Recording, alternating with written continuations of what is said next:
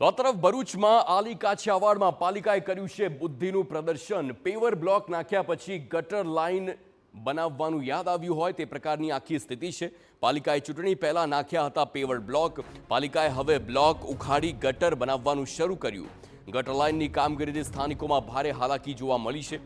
Ambulance પણ ન પહોંચી શકતી હોવાનો સ્થાનિકોનો આરોપ છે। પાલિકાની કાર્ય પદ્ધતિ સામે સ્થાનિકોમાં ભારે રોષ છે।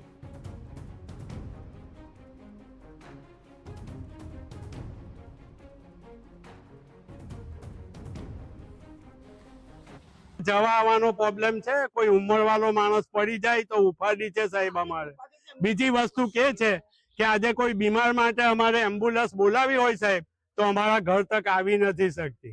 ચૂંટણી આવતી હતી એટલે ઉતાવળિયા થઈને બ્લોક નાખી દીધા કે હોશિયારી મારવા માટે કે લોકોને ખુશ કરવા માટે આપણે ભાજપને વોટ લઈ જઈશું કે ફલાણી પાર્ટીને વોટ લઈ જઈશું। આજે એ લોકો એટલા દુઃખી થાય છે ઉનાળાની અંદર કે એમ્બ્યુલન્સ નથી આવતી, સબવાહિની નથી આવતી, ડોર ટુ ડોર કચરાવાળા નથી આવતા। આજે શ્રમિક વિસ્તાર છે, સામાન્ય વિસ્તાર છે, લાઇટ વેરો, સફાઈ વેરો, રોડ વેરો બધા લોકો નિયમિત ભરે છે, સાથે હાઉસ ટેક્સ બી ભરે છે। કેટલી જગ્યાએ ટ્યુબલાઇટો ચાલતી બી નથી।